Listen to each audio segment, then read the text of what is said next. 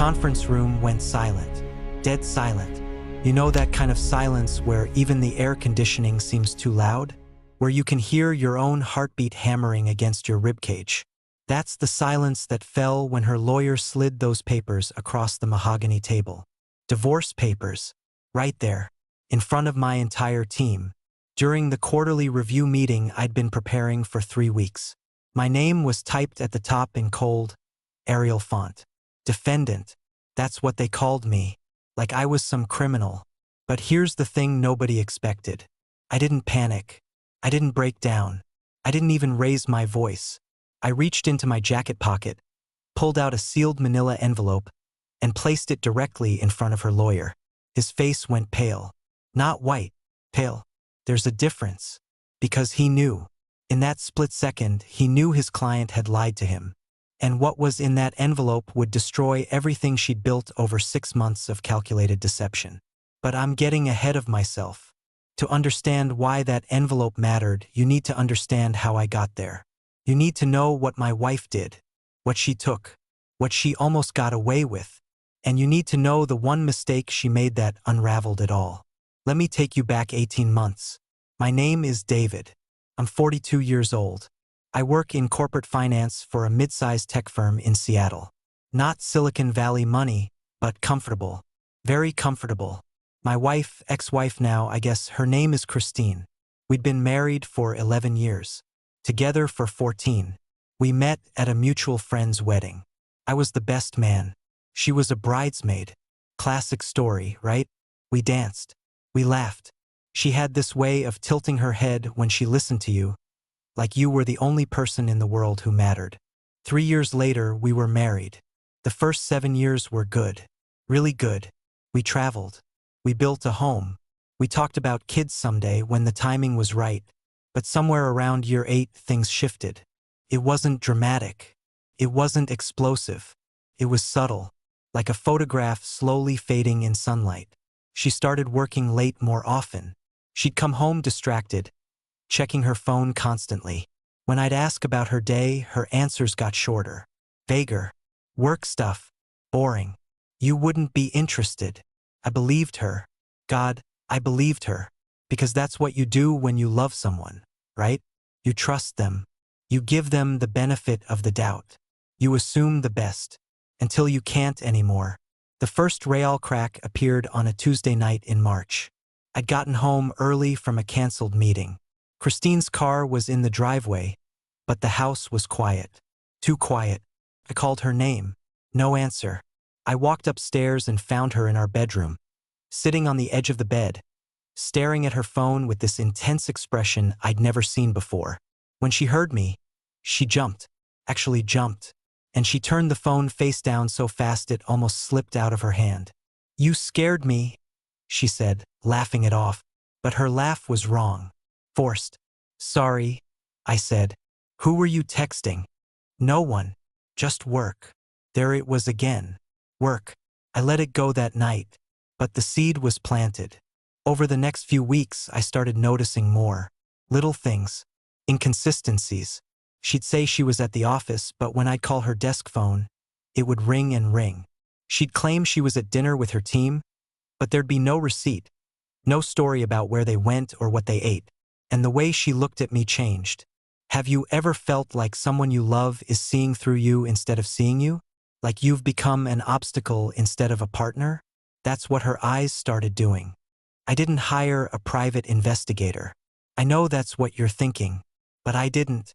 Not because I'm some moral purist, but because I didn't think I needed one. See, Christine had gotten sloppy. In May, about 2 months after that Tuesday night, I borrowed her laptop. Mine was updating, and I needed to send a quick email before a morning meeting. She'd left it open. Her email account was logged in. I wasn't snooping, not intentionally, but when I opened a new browser tab, her recent searches auto-populated. How to hide assets in divorce. Community property laws, Washington State. Best divorce attorneys, Seattle. My stomach dropped. I sat there staring at those search terms for what felt like an hour but was probably 30 seconds. Then I saw the email tab. A little red notification bubble. 23 unread messages. I clicked. And that's when I found them. Emails between Christine and someone named Marcus Hale, her lawyer. They'd been communicating for 3 months. But it wasn't just legal advice. It was a strategy, plan.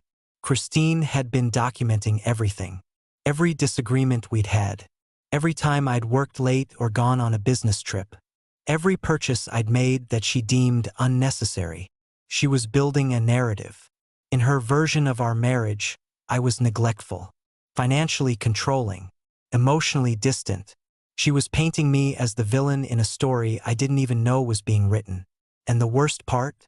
Some of it was technically true. I had worked long hours during a critical project last year. I had made financial decisions without consulting her on every detail. I had been stressed and sometimes short-tempered. But she was taking normal marital friction and twisting it into abuse. I closed the laptop. My hands were shaking. Not from anger, from adrenaline. Because I had a choice to make. I could confront her right then. I could explode. I could demand answers and let my emotions take over. Or I could do something smarter. I'm not a vindictive person. I'm really not. But I'm also not stupid. If Christine had been planning this for months, if she'd already hired a lawyer and built a narrative, then she was steps ahead of me. I needed to catch up. Fast. That afternoon, I called a family law attorney named Rebecca Chin. I'd found her through a colleague who'd gone through a brutal divorce 3 years earlier. He'd told me Rebecca was sharp, ruthless when she needed to be, but ethical. I met her the next day during my lunch break. I told her everything. The emails, the searches, the hidden account. Rebecca listened without interrupting. When I finished, she leaned back in her chair and said something I'll never forget. Your wife is playing chess while you've been playing checkers. But the good news is, she's made some critical mistakes. Like what? Like documenting her fraud. Like communicating openly with her attorney about hiding assets. Like underestimating you. She pulled out a legal pad and started writing. Here's what we're going to do. We're going to let her serve you first. Let her think she has the upper hand. Let her lawyer file their motion based on the false narrative she's built. Why? Because once they file, everything becomes evidence. Every claim she makes has to be supported. And when we prove she lied, when we show the court she deliberately hid money and fabricated abuse, we don't just defend you. We destroy her credibility. Rebecca looked at me with these sharp, calculating eyes. But you need to be patient. You need to let her make the first move. The next 6 weeks were torture. I went home every night and pretended everything was normal. I ate dinner with Christine. I asked about her day. I watched her lie to my face with a smile. She'd gotten better at it. Smoother. More convincing. Sometimes I'd catch her watching me with this strange expression. Like she was sizing me up, calculating. Other times, she'd be affectionate in this performative way that made my skin crawl. Like she was playing the role of loving wife for an audience that wasn't there. Meanwhile, Rebecca and I were building our case. We tracked down every financial transaction, every hidden account, every inconsistency in Christine's story. We documented my work schedule, my emails, my interactions with colleagues. We gathered character witnesses. We built a timeline that contradicted every accusation she planned to make. And then we waited. It happened on a Thursday morning in July. I was in the conference room for our quarterly review. 10 people around the table. My boss, my team, senior leadership on video call. I was mid-presentation when the receptionist knocked on the door. David? There's someone here to see you. I looked up, annoyed at the interruption. Can it wait? We're in the middle of. He says it's urgent. Something in her voice made me stop. I excused myself and walked to the lobby. Standing there in a tailored suit was a man I didn't recognize. Mid-50s, graying hair, holding a leather briefcase. David Connors? Yes. He pulled out a manila folder. You've been served. He handed me the papers and walked out before I could respond. I stood there in the lobby, staring at the folder. Everyone in the conference room could see me through the glass walls. My boss, my colleagues, people I'd worked with for 6 years. And they all watched as I opened that folder and saw my name at the top. Petition for dissolution of marriage. I walked back into the conference room. Every eye was on me. I could have crumbled. I could have asked to reschedule. I could have shown weakness. Instead, I set the folder on the table and said, "Sorry about that. Where were we?" My boss cleared his throat. "David, if you need to." "I'm fine. Let's continue." We finished the meeting. I presented my quarterly numbers. I answered questions. I acted like my world hadn't just been nuked in public. But inside I was burning. Not with anger, with clarity. Christine had done this on purpose. She'd chosen this moment, this place, this audience. She wanted to humiliate me. She wanted everyone to see me served. She wanted my professional reputation damaged. She wanted me off balance and emotional. But she'd miscalculated. Because I'd been preparing for this. After the meeting, I made 2 phone calls. First, to Rebecca. "It happened." "Good," she said. "Is her lawyer there?" "He was. He served me and left." "Perfect. Do you have the envelope?" "In my jacket." "Then use it." Second call. To Christine's lawyer, Marcus Hale. I got his assistant. "This is David Connors. I was just served by Mr. Hale. I'd like to meet with him this afternoon to discuss a settlement." She put me on hold. 2 minutes later. "Mr. Hale can meet you at 4 o'clock. "I'll be there." Marcus Hale's office was exactly what you'd expect. Downtown high-rise, floor-to-ceiling windows, expensive art on the walls. His assistant led me to a conference room where Marcus was already seated, reviewing documents. He stood when I entered. Firm handshake, professional smile. "Mr. Connors, thank you for coming in. I know this must be difficult." "Let's skip the pleasantries," I said. "I've read the petition. It's impressive fiction." His smile tightened. "My client has documented every claim. If you're hoping to dispute—" "I'm not here to dispute." That caught him off guard. "I'm here to show you what you're actually dealing with." I pulled the manila envelope from my jacket and placed it on the table between us. Marcus looked at it like it might explode. "What's this?" "Open it." He hesitated, then reached for it. Inside were 3 things. First, a complete financial audit showing every transaction from Christine's hidden account. Not just the deposits, but what she'd spent the money on. Luxury purchases. A trip to Mexico with someone who wasn't me. Hotel rooms. Dinners. With timestamps and dates. Second, screenshots of text messages between Christine and a man named Alex Torres. Messages dating back 2 years. 2 years. Messages that left absolutely no doubt about the nature of their relationship. And the financial records showed Alex had been one of the beneficiaries of the money Christine had hidden. She'd been funding their affair with marital assets. Third, an affidavit from a forensic accountant confirming everything. Every number, every transaction, every lie. Marcus went pale. Not white, pale. He looked up at me with something between respect and fear. "Where did you?" "Doesn't matter. What matters is that everything in your petition is provably false. Your client didn't hide money because she was afraid of me. She hid it to fund an affair. She didn't document abuse. She fabricated it to justify leaving." I leaned forward. "And if this goes to court, if she tries to paint me as the villain, I will make sure every single piece of evidence in that envelope becomes public record. Every text, every transaction, every lie." Marcus set the papers down carefully. "What do you want?" 50-50 split of legitimate marital assets. She keeps what's in her hidden account since she already spent most of it anyway. No alimony. No smear campaign. Clean break. And if she refuses, then I file my own petition, with all of this as evidence. And I pursue charges for fraud and perjury. Marcus rubbed his face. He looked 10 years older than he had 5 minutes ago. "I need to speak with my client." "You do that." I stood to leave. At the door, I turned back. "One more thing.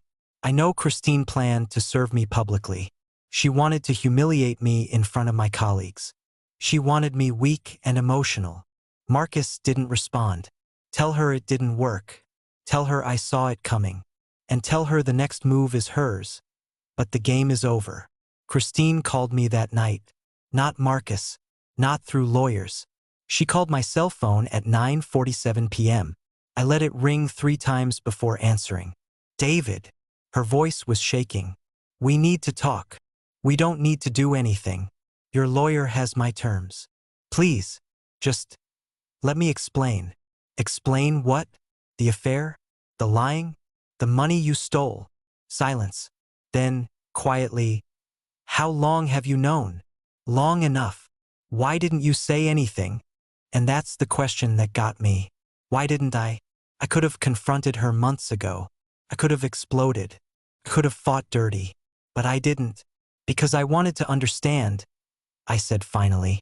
I wanted to know if there was a version of this where you'd be honest with me, where you'd treat me with basic respect. David, you served me at work, Christine, in front of my team. You tried to destroy my reputation before you even filed paperwork. I was angry. You were calculating. There's a difference. She was crying now. I could hear it, and part of me felt bad. Part of me remembered the woman I'd married, the one who tilted her head when she listened, who laughed at my terrible jokes. But that woman was gone. Or maybe she'd never really existed.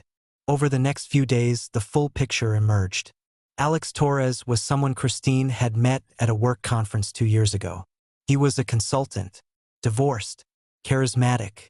They'd started messaging, then meeting for coffee, then lunch, then hotel rooms. The affair had been going on for 23 months, almost 2 years, and I'd had no idea. She'd been living a double life so seamlessly that I'd never suspected. Every late night at the office, every work trip, every distracted moment, it had all been him. And when she realized she wanted out of our marriage, instead of being honest, instead of just asking for a divorce, she'd decided to make me the villain. She'd documented fake abuse. She'd hidden money. She'd built a legal case designed to destroy me financially and socially, all to cover up her own betrayal. Christine agreed to my terms within 48 hours. No court, no trial, no public airing of dirty laundry. We split the legitimate assets down the middle. She kept the money in her hidden account, what was left of it anyway. No alimony, no spousal support. The divorce was finalized 4 months later. Clean break. It's not like the movies. There's no dramatic courtroom scene. No moment where the truth comes out and everyone gasps. It's paperwork. It's lawyers. It's signing documents and dividing furniture and figuring out who gets the wedding china nobody wants. It's mundane and exhausting and sad. Even when you're the one who was wronged. Even when you have all the evidence. Even when you win. You don't feel victorious. You feel empty. Because the person you loved, the person you built a life with, is gone. And in their place is someone you don't recognize. Someone capable of cruelty you didn't think possible. I moved into a smaller apartment downtown, sold the house, split the profit. I focused on work, on rebuilding, on figuring out who I was without Christine. And slowly things got better. Not easier, better. I started therapy, not because I was broken, but because I needed to process what happened. I needed to understand how I'd missed the signs, how I'd let someone lie to me for 2 years without realizing it. My therapist asked me once, "Do you regret how you handled it?" I thought about that envelope, about sitting across from Marcus Hale and watching his face change. "No," I said, "I don't." Why? Because I could have been cruel. I could have exposed everything publicly. I could have made Christine's life a nightmare. But you didn't. I didn't. I gave her an out. I let her leave with some dignity intact. Not because she deserved it, but because I deserve to be the kind of person who doesn't burn the world down just because I'm hurting. When people hear this story, and I've only told it to a handful of people, they always ask the same thing. How did you stay so calm? And the truth is, I wasn't calm. Not inside. Inside, I was a mess. I was angry and heartbroken and confused. But I'd learned something important from watching Christine. Emotion makes you sloppy. Emotion makes you reactive. Emotion makes you make mistakes. If I'd confronted her the night I found those emails, if I'd exploded and accused her, she would have denied everything. She would have gaslit me. She would have hidden evidence and locked down accounts and made everything worse. By staying quiet, by playing the long game, I forced her to make the first move. And when she did, when she served me at work thinking she had the upper hand, I was ready. That's the thing about preparation. It looks like calmness. It looks like confidence. But really, it's just fear channeled into action. The hardest part wasn't the divorce. It was learning to trust again. Not just romantic trust. All trust. Because when someone you love betrays you that completely, it rewires your brain. It makes you suspicious. It makes you question everything. Friends would invite me to dinner and I'd wonder, are they taking sides? Are they reporting back to Christine? Colleagues would ask how I was doing and I'd think, do they know? Did they hear? Are they judging me? It took months to realize that most people aren't out to get you. Most people aren't plotting. Most people are just people. Flawed and complicated and trying their best. But some people are different. Some people are willing to lie, to manipulate, to destroy. And the trick is learning to tell the difference. If I could go back to that night, Christine, and I danced at our friend's wedding, if I could whisper advice to the version of me who was falling in love, here's what I'd say. Pay attention to how she treats people when she's angry. Pay attention to how she handles conflict. Pay attention to whether she takes responsibility or shifts blame. Because love isn't enough. Love is easy. Love is chemicals and attraction and shared laughter. But partnership requires honesty, integrity, respect. And when those things are missing, when someone is willing to lie to your face for 2 years, when someone is willing to destroy your reputation to cover their own guilt, that's not partnership. That's warfare. Here's the part one haven't told you yet. The part that changes everything. Remember Alex Torres? Christine's affair partner? 3 months after the divorce was finalized, I got a Facebook message from a woman named Lauren. You don't know me, it said, but I think we should talk. It's about Alex. We met for coffee. Lauren was Alex's ex-wife, and she had her own story. Turns out Alex had done this before, multiple times. He had a pattern of targeting married women, starting affairs, convincing them their husbands were the problem, then moving on once the divorce was final. Christine wasn't his first victim. She was his fourth. I tried to warn her, Lauren told me. I reached out months ago, but she didn't want to hear it. What happened with you and Alex? Same thing that'll happen with Christine. He'll get bored. He'll find someone new. And he'll leave her wondering how she didn't see it coming. I sat there processing this. Christine hadn't just betrayed me.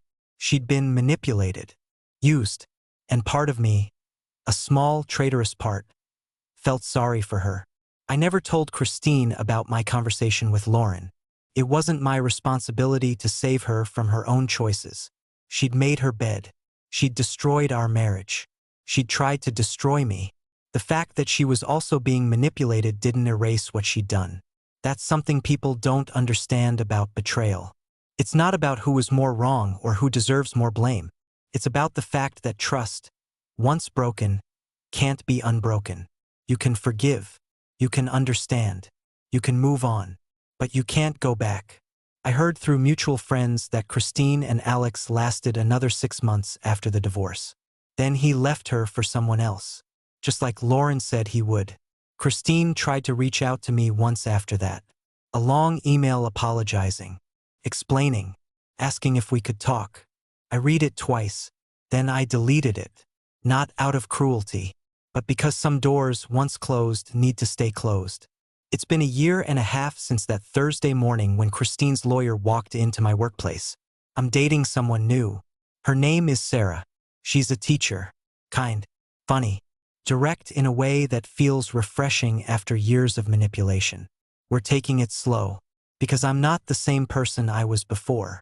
I'm more cautious, more guarded, but also more aware of what I want, what I won't tolerate. Sarah knows about Christine, about the divorce, about the envelope, and she asked me once, "Do you think you'll ever fully trust someone again?" I thought about it. "I don't know," I said honestly, "but I'm willing to try. If you take nothing else from this story, take this. You can't control what other people do. You can't stop someone from lying, from cheating, from betraying you, but you can control how you respond. You can choose chaos or strategy, emotion or preparation, revenge or dignity. I chose preparation. And that envelope, that single manila envelope I pulled from my jacket and placed on Marcus Hale's conference table, represented 6 weeks of work. 6 weeks of documenting and planning and building a case. 6 weeks of swallowing my anger and channeling it into something useful. That's the power of patience. That's the power of playing chess when everyone else is throwing punches. There's one moment I can't shake. It was during one of our final conversations, right before the settlement was finalized.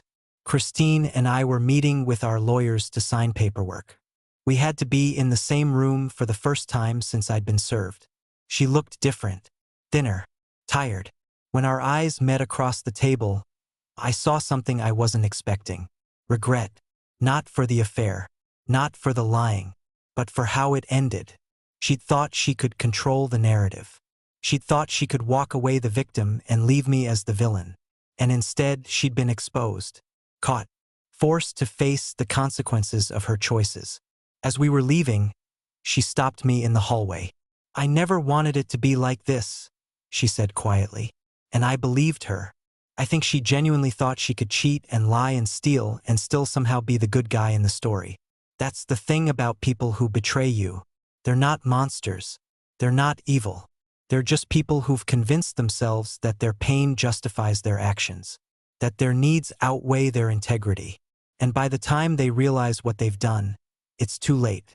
I think about that envelope sometimes, about how much damage it prevented, how much truth it contained, but also about how much pain it represented.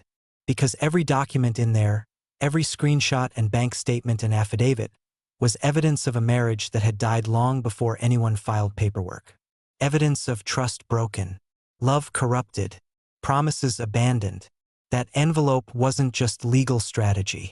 It was a eulogy for the life we'd built, for the future we'd planned, for the person I thought Christine was.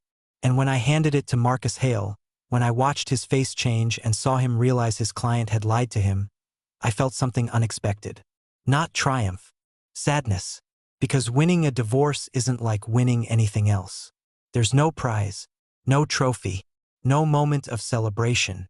There's just after the lawyers, after the paperwork, after the division of assets and memories and shared history. And you have to figure out how to build a life in that after. 6 months post-divorce, I had coffee with my dad. He'd been through his own divorce when I was a kid. He understood what I was going through in a way most people couldn't. "How are you really doing?" he asked. "I'm okay," I said, and I meant it. "You handled it well," he said. "Better than I did. What would you have done differently?" He thought about it. "I would have focused less on being right and more on being free." That hit me. "You spent weeks building that case," he continued, "documenting everything, making sure you could prove she lied." "I had to." "Did you? Or did you want to?" I didn't have an answer. "I'm not criticizing," he said. "You protected yourself. You did what you needed to do. But make sure you're moving toward something, not just away from her." That conversation stuck with me, because he was right.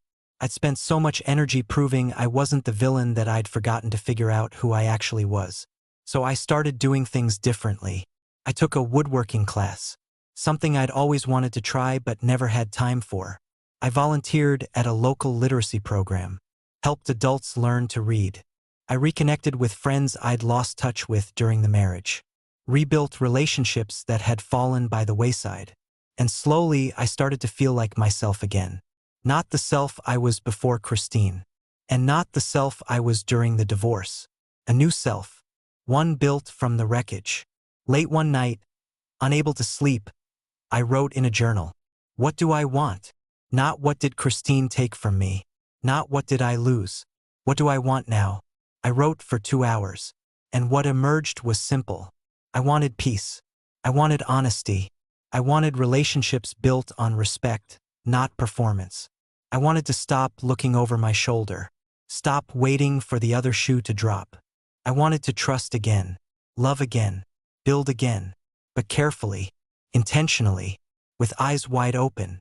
If you're reading this because you're going through something similar, here's what I wish someone had told me. Document everything. Not out of revenge, but out of protection. You can't predict how messy things will get. Stay calm. Emotion is normal, but don't make decisions when you're drowning in it. Find good legal counsel. Not the cheapest, not the flashiest, the smartest. Protect your finances. Separate accounts. Track spending. Don't trust anyone else to do it for you. Lean on people who've been through it. They'll understand in ways others can't. Take care of yourself. Sleep, eat, exercise. The basics matter more than you think. And remember, this is temporary. It doesn't feel temporary. It feels endless and suffocating and permanent. But it's not. You will get through it. You will rebuild. You will be okay. A year after the divorce, I ran into Christine at a coffee shop. We both froze. Then, awkwardly, we said hello. She asked how I was doing. I gave the polite answer. She did the same. We talked for maybe 3 minutes. Surface level. Careful. And when we said goodbye and went our separate ways, I realized something. I felt nothing. Not anger. Not sadness. Not even curiosity about her life. Just nothing. And that's when I knew I'd moved on. Because indifference is the opposite of love. Not hate. Hate still means you care. Still means they have power over you. Indifference means they're just another person. Someone you used to know. And that's the ultimate freedom. So here we are. You've heard the story of the envelope that changed everything. The story of how I sat in that conference room, got served divorce papers in front of my entire team, and pulled out evidence that destroyed my wife's case before it ever got to court. But this story isn't really about the envelope. It's about what happens when trust is broken. When the person you love becomes a stranger. When you have to choose between reacting and responding. It's about preparation, strategy, playing the long game even when every instinct screams at you to fight back immediately. And it's about what comes after.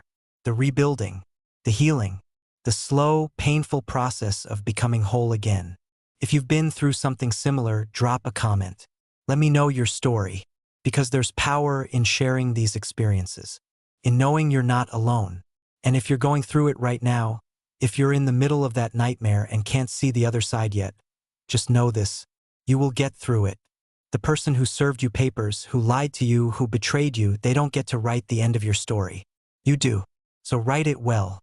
Hit that subscribe button if this resonated with you. Share it with someone who needs to hear it. And remember, the best revenge isn't exposing them. It's becoming someone they can never hurt again.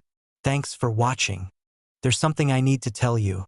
Something I left out because it complicates the narrative. That envelope, the one I handed Marcus Hale with such confidence, it almost didn't exist. Let me take you back to the week after I discovered Christine's emails. I was sitting in Rebecca Chen's office, and she'd just outlined the strategy. Wait, document. Let Christine make the first move. What if she doesn't? I asked. What if she just leaves? Takes the money and disappears? Rebecca leaned forward. Then you file first. But David, I need you to understand something. The person who files first doesn't always win. Sometimes playing defense is smarter. Why? Because when you're defending yourself, you're responding to specific accusations. You know exactly what you're fighting against. When you file first, you're making claims you have to prove. You're vulnerable. So I just wait? You wait. You watch. And you prepare for every possible scenario. That's what nobody tells you about these situations. The strategy isn't always obvious. The right move isn't always the aggressive one. Sometimes the smartest thing you can do is nothing.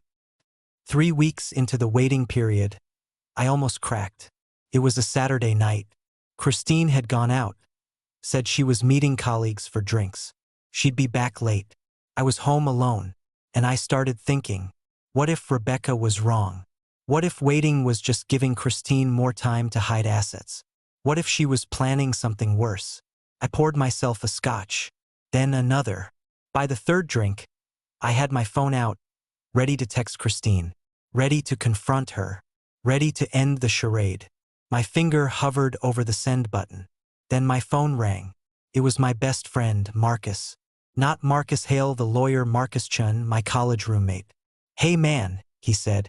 "Haven't heard from you in a while. You okay?" I almost lied. Almost said everything was fine. Instead, I told him everything. The emails, the affair, the hidden money, the plan. Marcus listened without interrupting. When I finished, he was quiet for a long moment.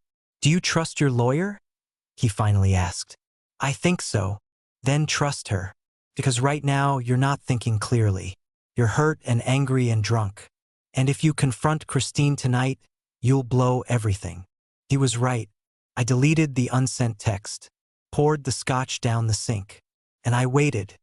The envelope contained evidence that took 6 weeks to compile. But there was one piece of evidence I almost didn't get.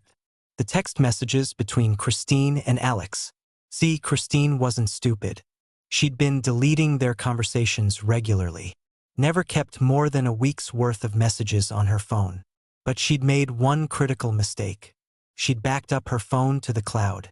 And that backup contained everything. Rebecca connected me with a digital forensics expert named James Moretti, former FBI, now worked private sector. "Can you recover deleted messages from a cloud backup?" I asked him.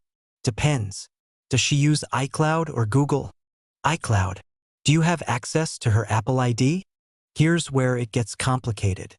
I did, sort of. Years ago, when we'd first gotten married, we'd shared an Apple ID for iTunes purchases. It was easier that way. Buy something once, both people could use it. We'd eventually separated the accounts. But Christine had been lazy about updating her backup settings. Her phone was still backing up to our old shared account, which I still had access to. "Is this legal?" I asked James. He gave me a look. "That's a question for your lawyer. I'm just here to tell you what's technically possible." I called Rebecca, explained the situation. She was quiet for a long time. "Technically, if you have legitimate access to the account, if the password was shared during the marriage for legitimate purposes, then accessing backups stored there is a gray area." Gray area meaning? Meaning a court might allow it as evidence, or might not. Depends on the judge. What would you do? I'd retrieve the messages, but I'd also prepare a case that doesn't rely on them, just in case. So that's what we did. James recovered 2 years of deleted text messages, thousands of them, and they told a story that was so much worse than I'd imagined. The affair wasn't just physical. Christine and Alex had been planning a life together. They'd looked at apartments, discussed marriage, talked about how to handle the divorce. There was one message thread that particularly gutted me. It was from 8 months earlier, 4 months before Christine started seriously planning the divorce. "Alex, when are you going to tell him?" Christine, "Soon. I just need to set things up first." Alex, "Set what up?" Christine, "Financially. I need to make sure I'm protected. He controls everything." Alex, "Does he really? Or is that what you tell yourself?" Christine, "You don't know what it's like, living with someone who doesn't see you." Alex, "Then leave." Christine, "I will. But I need to do it right. I need to make sure he can't screw me over." I read that exchange a dozen times. Someone who doesn't see you. Is that how she saw me? As someone who didn't see her? Maybe she was right. Maybe I'd been so focused on work, on building our financial future, on all the practical things I thought mattered, that I'd stopped seeing the person I'd married. But that didn't excuse what she did. Understanding someone's pain doesn't mean accepting their betrayal. There was another text message thread I found. This one between Christine and her sister, Diana. "Diana, are you sure about this? David's a good guy." Christine, "He's a good guy who treats me like a roommate." Diana, "Have you tried talking to him?" Christine, "I've tried. He doesn't listen. He's always working, always tired, always somewhere else." Diana, "So you're having an affair?" Christine, "I'm finding someone who actually wants to be with me." Diana, "Chris, this is going to blow up in your face." Christine, Only if he finds out. I could have used those messages. Could have shown how premeditated everything was. How calculated. But I didn't. Not because I was being noble. Because Diana was right in that conversation. She'd tried to stop Christine. She'd pushed back. And I didn't want to drag her into the mess if I didn't have to. Some people still had integrity. Still deserved protection. 2 weeks before the divorce was finalized, Christine's father called me. Robert. We'd always gotten along. He was a retired engineer. Practical. Direct. Someone I respected. David, he said, I need to apologize. For what? For my daughter. For what she put you through. I didn't know what to say. She told me her version of events, he continued, made you sound like a tyrant. I believed her at first. But then the details started not adding up. And when I pushed, she admitted the truth. About Alex? About everything. The affair. The money. The lies she told her lawyer. He sighed heavily. I raised her better than this. Or I thought I did. I don't know where it went wrong. Robert, you don't have to. Yes, I do. Because you deserve to hear it from someone in her family. What she did was inexcusable. And I'm sorry. We talked for another hour. He told me about Christine's childhood. About her parents' divorce when she was 12. About how she'd internalized a lot of fear about marriage. About abandonment. I'm not making excuses, he said. Just trying to understand. Me too, I admitted. That conversation changed something for me. Because it reminded me that Christine wasn't a villain in a movie. She was a person. A damaged, flawed person who'd made terrible choices. But still a person. And that made it both easier and harder to let go. Here's what nobody tells you about divorce.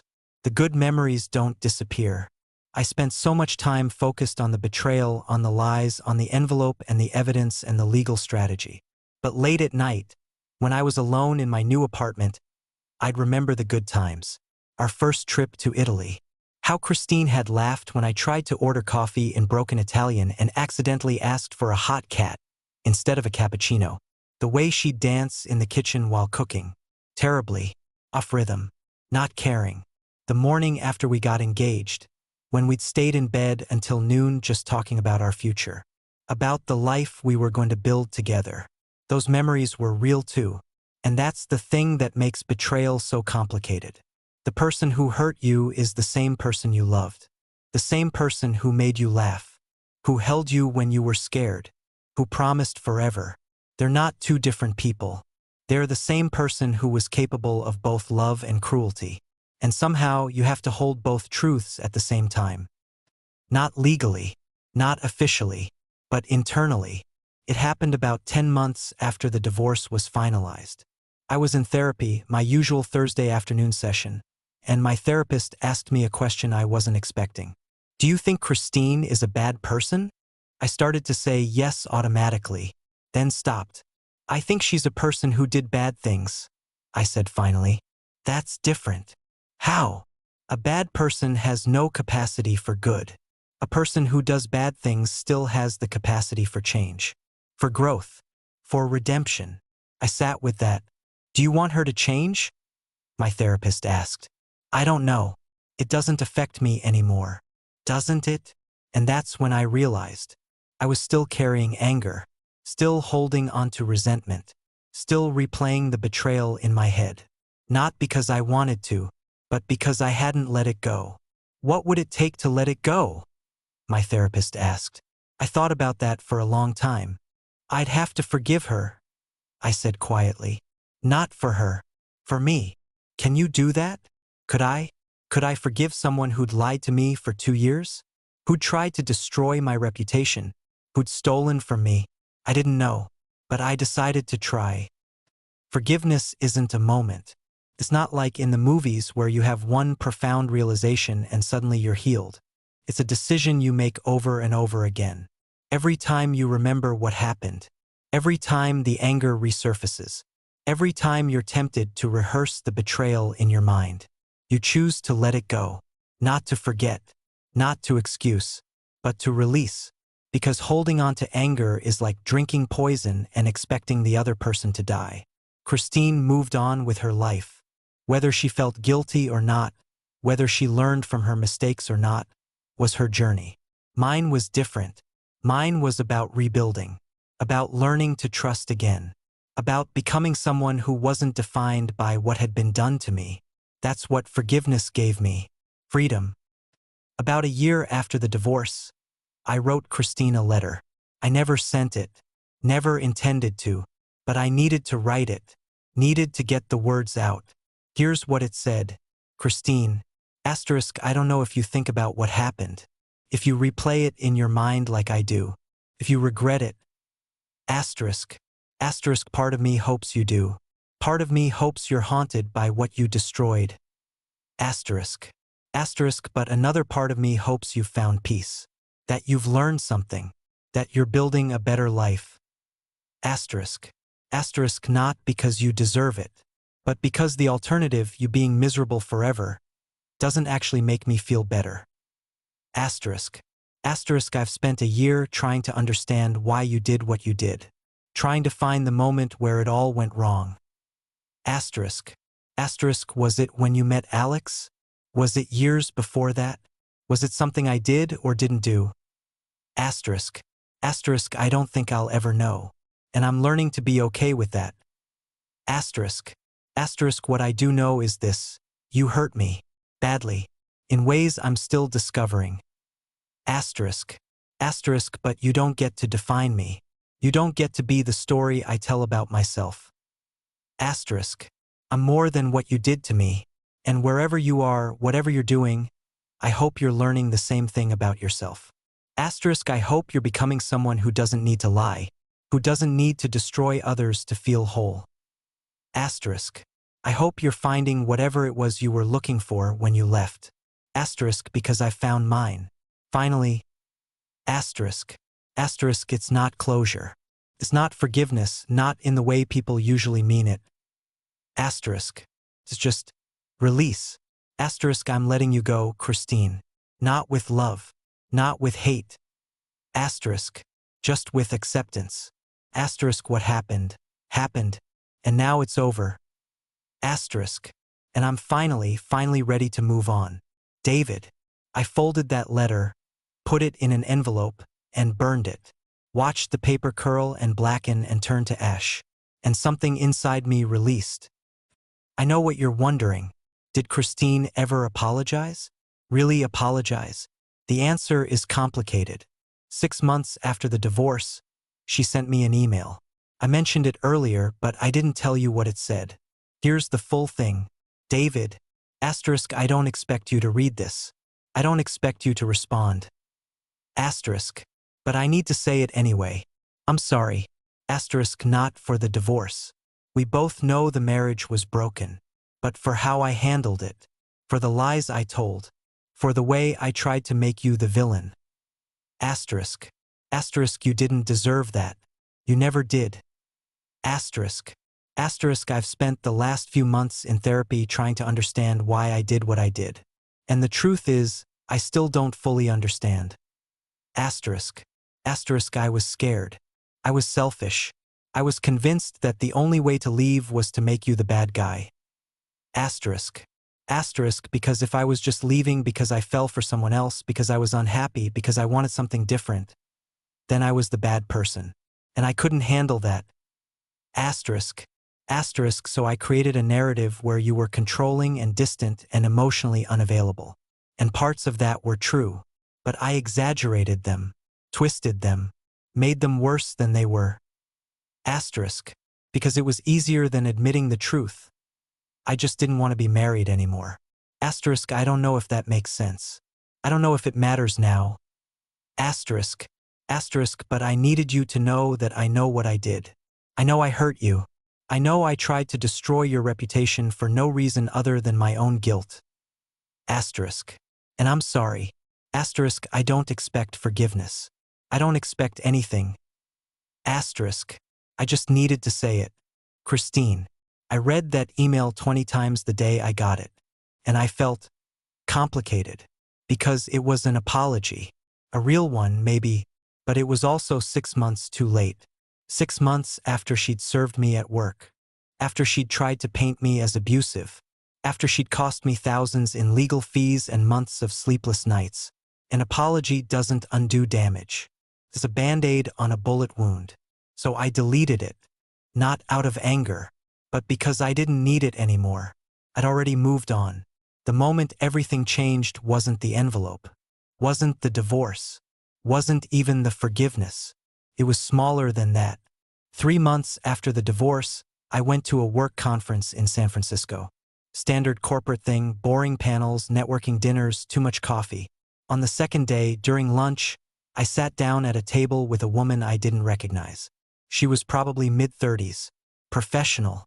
Friendly smile. "Mind if I sit here?" I'd asked. "Please do." We made small talk. She worked in marketing for a startup. I told her about my work in finance. And then she asked the question everyone asks at these things. "So, are you from Seattle originally?" "No. I moved there for work about 15 years ago. Family there." And here's where it got interesting. In the past, that question would have sent me into an internal spiral. Do I mention Christine? Do I explain the divorce? Do I dodge the question? But that day I just said, "No, I'm on my own right now." "Same," she said. "It's actually kind of nice sometimes, you know? The freedom." And I realized she was right. For the first time in over a year, I felt something other than loss when I thought about my situation. I felt possibility. Not because I was interested in this woman romantically, I wasn't. We talked for 20 minutes and never saw each other again. But because I'd stopped identifying as the guy whose wife cheated on him. I was just David. And David had a whole life ahead of him. I've told this story as if the envelope was about winning. About defeating Christine in legal combat. But that's not what it was really about. The envelope was about agency. For 6 months before I discovered the truth, I'd been living a lie without knowing it. Christine had all the power. She was making decisions about our future while I was oblivious. The moment I found those emails, the moment I started building my case, I took that power back. Not to hurt her, not for revenge, but to control my own narrative. Because if I just reacted emotionally, if I'd confronted her without preparation, she would have controlled the story. She would have filed first. She would have made me defend myself against false accusations. The envelope flipped the script. Said, "You don't get to define me. You don't get to lie unchallenged. You don't get to walk away the victim." That's what it represented. My refusal to be passive in my own destruction. Earlier, I gave advice about documenting everything and staying calm. But if I'm being honest, there's advice I'd add now with more perspective. Know when to stop fighting. There's a point in every conflict where you have to ask, am I fighting for justice? Or am I fighting because I'm hurt? I was lucky. My fight ended quickly. Clean settlement, minimal court involvement. But I've seen friends go through divorces that dragged on for years. Tens of thousands in legal fees. Endless custody battles. Appeals and motions and hearings. And at some point you have to ask, is this worth it? Is proving you're right worth another year of your life? Another $20,000? Another 100 sleepless nights? Sometimes the smartest thing you can do is walk away. Not because you're weak, but because you value your peace more than you value winning. Don't neglect your mental health. I mentioned therapy, but I didn't mention how hard it was to actually go. I canceled my first 3 appointments, made excuses, told myself I was fine. I wasn't fine. And it took my sister sitting me down and saying, "David, you need help, professional help. And there's no shame in that." So I went, and it saved me, not from the divorce that was happening regardless, but from letting the divorce destroy me. Rebuild before you're ready. I waited almost a year before I started dating again. And in some ways, that was good. I needed time to heal. But I also realize now that I was hiding. I was using healing as an excuse to avoid vulnerability. You're never going to feel completely ready to trust again, to love again, to risk again. At some point, you just have to jump. Carefully, with boundaries, with self-awareness. But you have to jump. because the alternative is staying stuck forever. After the settlement was finalized, Rebecca gave me back all the original documents. "You might want these for your records," she said. I took them home, put them in a folder, stored them in a filing cabinet. They sat there for 6 months. Then one Saturday, I was cleaning out my apartment. One of those deep cleans where you finally deal with all the stuff you've been avoiding, and I found the folder. I opened it, looked through the documents, the bank statements, the text messages, the forensic accountant's report, all the evidence that had destroyed Christine's case. And I realized I didn't need it anymore.